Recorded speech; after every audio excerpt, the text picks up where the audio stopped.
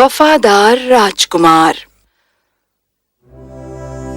बहुत समय की बात है, एक राजा था जिसका इकलौता पुत्र था जो पूरे राज्य में अपने आकर्षण और सुंदरता के लिए जाना जाता था। राजकुमार एक दिन शिकार पर गया। अचानक एक झाड़ी से एक सुनहरा हिरन प्रकट हुआ। आश्चर्यचकित राजकुमार ने आज्ञा दी और उन्होंने एक घेरा बनाया।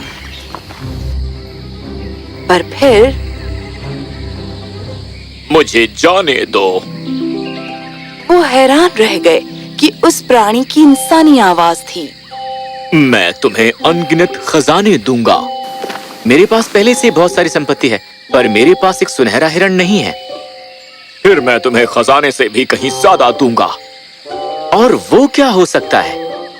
मैं तुम्हें अपनी पीठ पर सवारी करने दूंगा जो किसी भी इंसान ने इससे पहले कभी नहीं की है।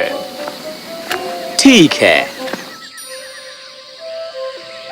वो चमचमाता हिरन खड़ा हो गया। 7 दिन और 7 रात तक वो राजकुमार को दुनिया भर में उठाए घूमता रहा। 7वें दिन की शाम को एक बार फिर वो धरती पर उतरा और तुरंत ही वो गायब हो गया।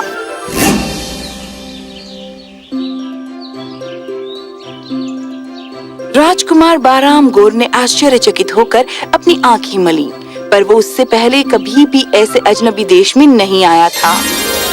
तुम यहाँ कैसे आए और तुम क्या ढूंढ रहे हो मेरे बेटे? मैंने एक सुनहरे हिरण की सवारी की थी। उसने मुझे यहाँ इस अजनबी देश में छोड़ दिया और फिर गायब हो गया। तुम राक्षसों के देश में हो और मैं हूँ राक्षस जसड्रूल, जिसकी जान तुमने बचाई जब मैं धरती पर एक सुनहरे हिरण के रूप में था। ये तुम हो? मेरे साथ आओ मेरे बेटे। राक्षस जसड्रूल राजकुमार को अपने घर ले गया। जसड्रूल ने उसे 100 चाबियां दीं। आखिर ये किस लिए है? ये मेरे बहुत से महलों और बागों की चाबियां हैं। अपना दिमाग लगाओ और शायद तुम्हें कहीं ऐसा खजाना मिल जाए जो तुम रखना चाहो। तो हर दिन राजकुमार बैराम गौर एक नया महल और बाग खोलता। बार बार उसे ऐसी धन दौलत मिली जो किसी के भी मन की इच्छा के अनुकूल हो सकती थी। जब वो 100वें महल में पहुंचा तो ये एक ऐसी झोपड़ी थी जो जहरीले सांपों और कीड़ों से भरी हुई थी। पर जिस बाग में वो स्थित थी, ये निश्चय ही सभी बागों में सबसे शानदार था। राजकुमार उससे प्रभावित होकर इस ओर 7 मील भटका और उस ओर 7 मील।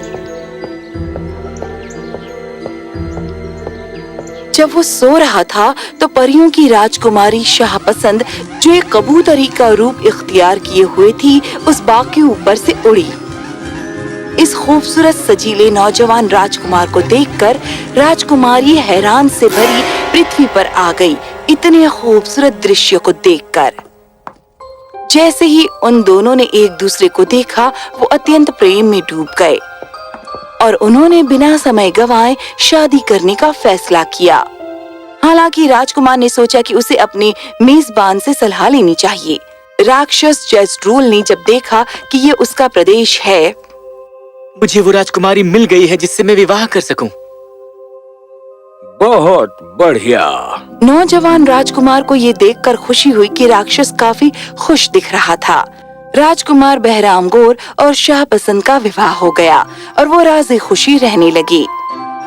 पर वो घर जो वो छोड़ चुका था, उसका ख्याल वापस राजकुमार के मन में आया और वो अपने माता पिता की याद में बेचैन रहने लगा।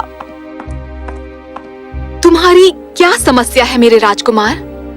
उसे लगा कि उसे राजकुमारी से इस बारे में बात करनी चाहिए जो उसकी नई दुल्हन है, और फिर वो आहें भरने लगा और खाना खाने से भी इनकार करने लगा, जब तक कि वो बहुत दुबला पतला और कमजोर नहीं हो गया। तुम्हें खाना चाहिए, तुम बहुत कमजोर होते जा रहे हो। मुझे परवाह नहीं, मैं घर जाना चाहता हूँ। अब राक्षस जसड्रूल राजकुमार और राजकुमारी के कमरे के नीचे ही बैठा रहता था, सब बातें सुनते हुए इस बात का यकीन करने को कि वो खुश हैं। उसने राजकुमार बहराम गौर से पूछा कि उसका लगातार कमजोर होने और आहें भरने का कारण क्या है। ओ भले राक्षस। एक कमजोर शक्तिहीन राजकुमार के लिए बेहतर होगा कि वो दुख से मर जाए, बजाय अपने मेजबान से यह गुस्ताखी में कहे कि वो यहाँ से जाने को बेकरार है। मुझे मेरे माता पिता से मिलने दो, मुझे और मेरी राजकुमारी को जाने दो, वरना मैं निश्चय ही मर जाऊंगा। पहले तो राक्षस ने इनकार कर दिया, पर अंत में उसे राजकुमार पर दया आ गई। तो ऐसा ही हो, हालांकि जल्दी ही तुम यहाँ राक्षसों के देश में वापस आने को तरसोगे। तुम्हारी दुनिया बदल गई है उस समय से जब से तुम वहाँ से गए थे, और तुम्हें मुसीबत होगी। ये बाल अपने साथ ले जाओ। जब मेरी मदद की जरूरत हो इसे जला देना, मैं तुरंत तुम्हारी मदद के लिए आ जाऊंगा।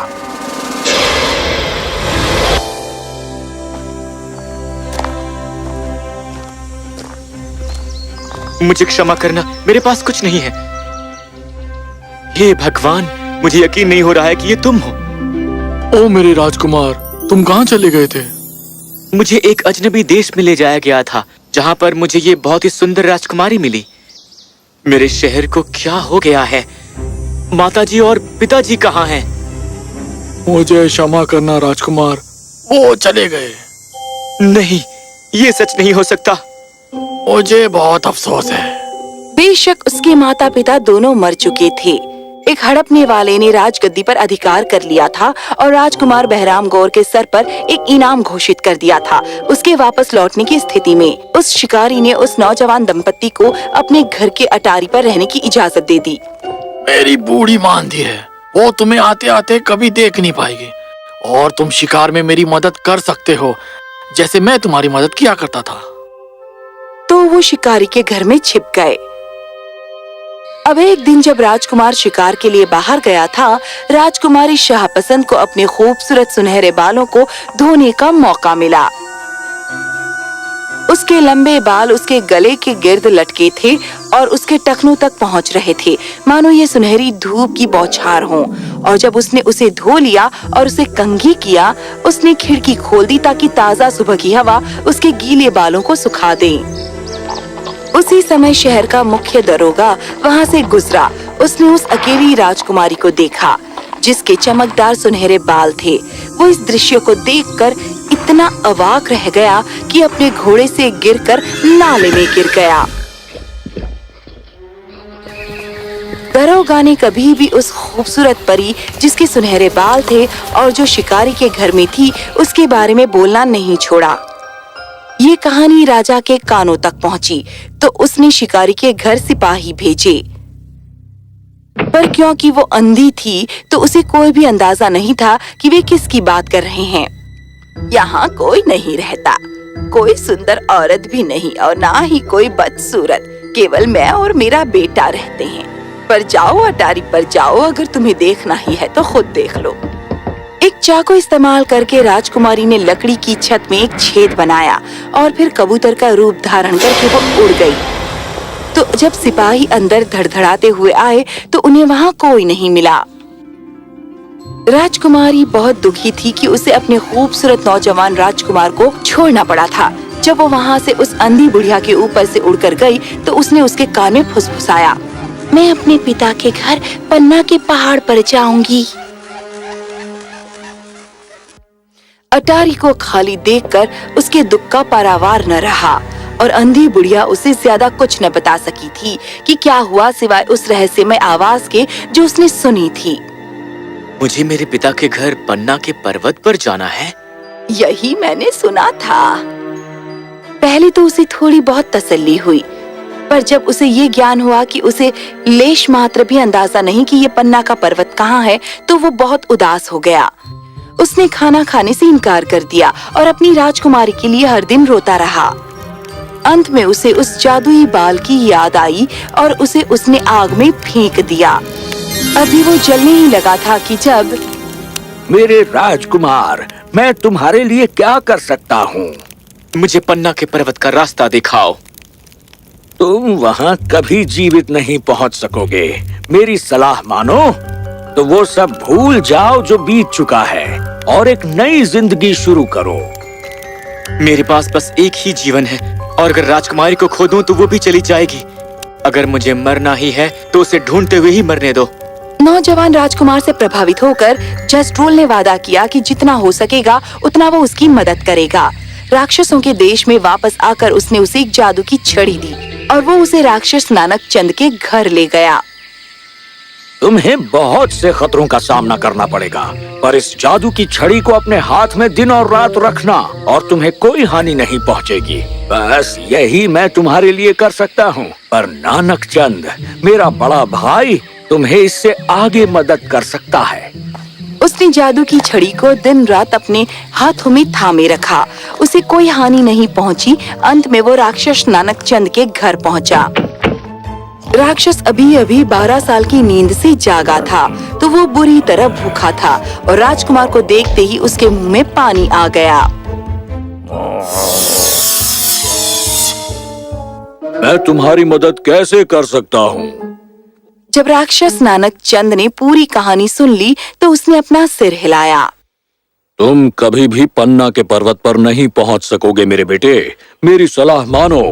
वो सब जो अतीत में बीत चुका है भूल जाओ और एक नई जिंदगी शुरू करो। मेरे पास बस एक ही जीवन है और अगर अपनी राजकुमारी को खो दूं तो वो भी चली जाएगी। अगर मुझे मरना ही है तो उसे ढूंढते हुए ही मरने दो। इस जवाब ने नानक चंद के दिल को छू लिया, इसलिए उसने वफादार राजकुमार को जिस्त के सुरमे से भरा एक डब्बा दिया और उसे अलविदा कहा कि वो उस महान राक्षस प्रदेश से निकले जब तक कि वो महान राक्षस सफेद के घर न पहुंच जाए। सफद मेरा सबसे बड़ा भाई है।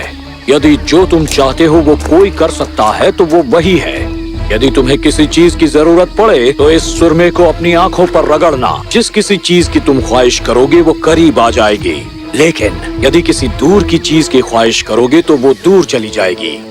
जब राजकुमार ने राक्षस को छड़ी दिखाई और वो सुरमा, और उसने जब पूरी कहानी सुनी, सफद ने अपना सिर हिलाया। तुम कभी पन्ना के पर्वत पर नहीं पहुंच पाओगे मेरे बेटे। मेरी सलाह मानो और जो कुछ अतीत में बीत चुका है उसे भूल जाओ और नई जिंदगी शुरू करो। मेरे पास बस एक ही जीवन है और अगर अपनी राजकुमारी को खो दूं तो वो भी चली जाएगी। अगर मुझे मरना ही है तो उसे ढूंढते हुए ही मरने दो। तुम बहुत बहादुर हो, मुझे तुम्हारी मदद करनी चाहिए। ये टोपी लो। जब भी तुम इसे पहनोगे तो तुम अदृश्य हो जाओगे। उत्तर की तरफ यात्रा करो।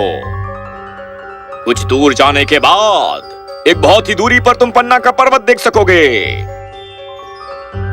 और फिर अपनी आंखों पर सूरमा डालना और मुराद मांगना कि पर्वत नजदीक आ जाए। ये एक जादुई पर्वत है और जितना ज्यादा तुम इस पर्वत पर चढ़ोगे उतना ही ये ऊंचा होता जाएगा।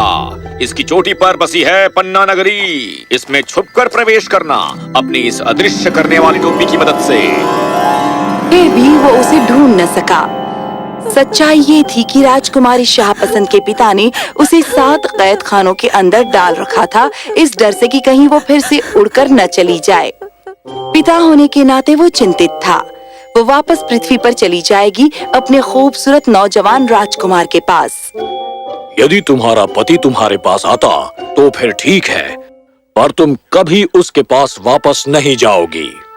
तो बेचारी राजकुमारी पूरा दिन रोती रही कि कैसे कोई नश्वर इंसान पन्ना के पर्वत तक पहुंच सकता है।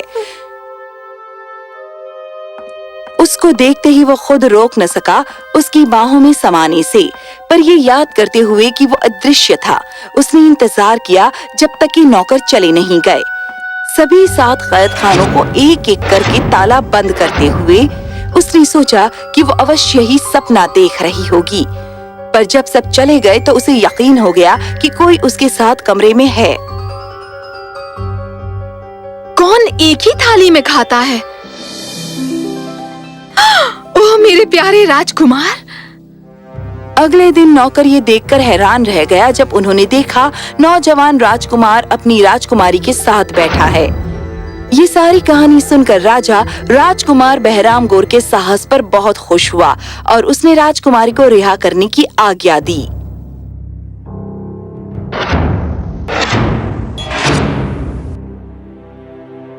उसका पति उस तक पहुंच गया है। राजा ने राजकुमार को अपना वारिस घोषित किया।